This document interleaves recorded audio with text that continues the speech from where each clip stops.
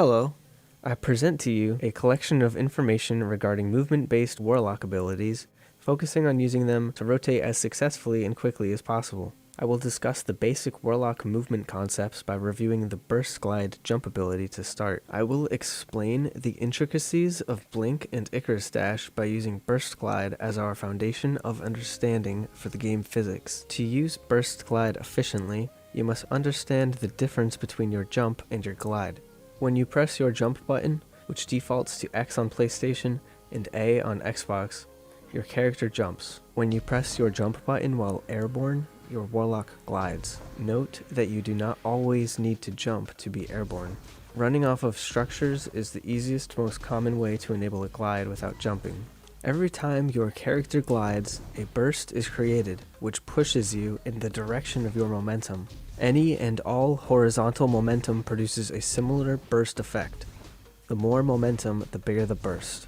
No matter which direction you move horizontally, you produce positive horizontal energy because you cannot move slower than 0. Vertical movement acts differently, however, because you can have negative vertical energy, which is when you are moving downwards.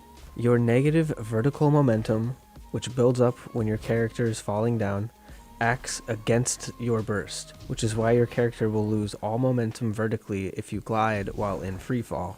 Your positive vertical momentum, which builds up when your character is moving upwards, produces a burst that helps you glide quicker upwards. If you're falling down when you press glide, you'll fall slower. If you're jumping up when you press glide, you'll jump higher, quicker. Keep in mind that gravity still always affects you, so if you glide straight up, you will eventually end up gliding back down, but slower.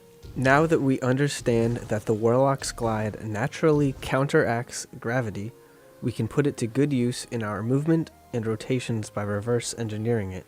In order to move as quickly as possible around the map, you want to do as many bursts as fast as you can. The faster you touch the ground after bursting, the quicker you can start your next jump and glide.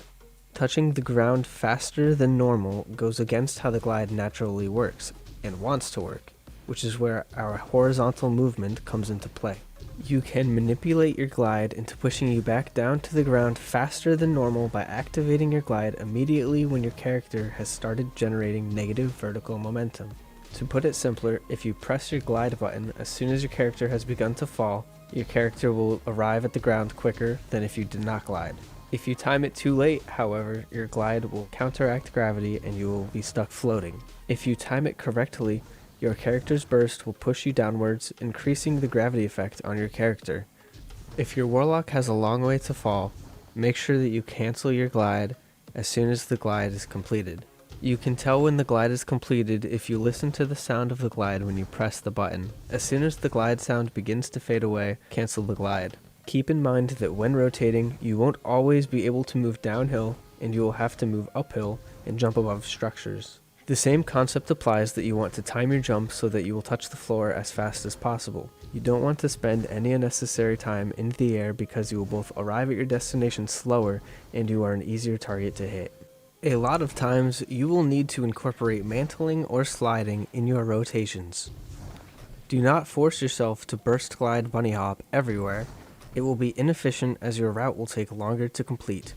To summarize successful burst glide movement and to put it in the easiest terms, activating your glide as soon as your character has begun to fall will push your Warlock to the ground faster than normal and will keep, even amplify, your horizontal momentum. When you need to jump up while rotating, you still want to make sure you touch the ground as soon as possible, but the timing of the glide will be different in relation to the jump. If you are a Warlock using Blink, your ability will work in the same way as Burst Glide, except you will teleport to your destination rather than gliding there. When rotating, you want to use your Blink timed in a way that will bring you back down to the ground fast. The timing of the blink depends on both the environmental and structural elevation, which is how high the ground or geometrical floor is in relation to where you are jumping. Every Warlock should first master 0 elevation rotations so that it will be more natural to learn the change of degree when timing your glide or blink based on the elevation of your target location. Here is an exercise to practice quick down glides and up glides. Every Warlock can benefit from learning these timings. To use Icarus Dash efficiently, the most important thing to do is dash immediately after activating your glide. You can time your glide earlier than normal when using Icarus Dash because the dash itself will help propel you back to the ground. In order to maintain your momentum when using Burst Glide, especially with Icarus Dash, it is imperative that you do not let your Warlock run. In order to prevent your character from running, you must press your jump button immediately prior to landing. This will produce a bunny hop effect and will keep a visual trail of glide effects following your character from others' perspectives. When using Ionic Blink, it is okay to blink up as high as possible aggressively, because you can control your Warlock's movement while falling down in Storm Trance if you are holding your shoot button. Here are some extra tips. You can glide down and then up immediately after to get a boost in momentum upwards. I use this when the elevation of my rotation is increasing and I'm moving upwards. It's best to cancel your glide quickly when rotating because you don't want to get caught in the air. Mobility is preference based. I enjoy mid-range around 4 mobility, but I know some people like high mobility Warlocks. I prefer making sure that my recovery is at 100 on my Warlock. Transversive steps make your burst and overall momentum faster. When I'm playing PvP on my Warlock, I'm always running transversive steps to increase my movement speed. Structural or environmental ramps speed you up when you bunny hop off of them. And the last thing is that bumping your head on low ceilings will bring you back down to the ground faster, enabling you to perform another burst quicker, which will boost your overall momentum and movement speed. Time you see a low ceiling, you want to jump and burst as many times as you can to move your fastest. Thank you for spending time watching my Warlock rotations and movement guide. I hope you found what you were looking for. Have a wonderful day, and I will see you soon.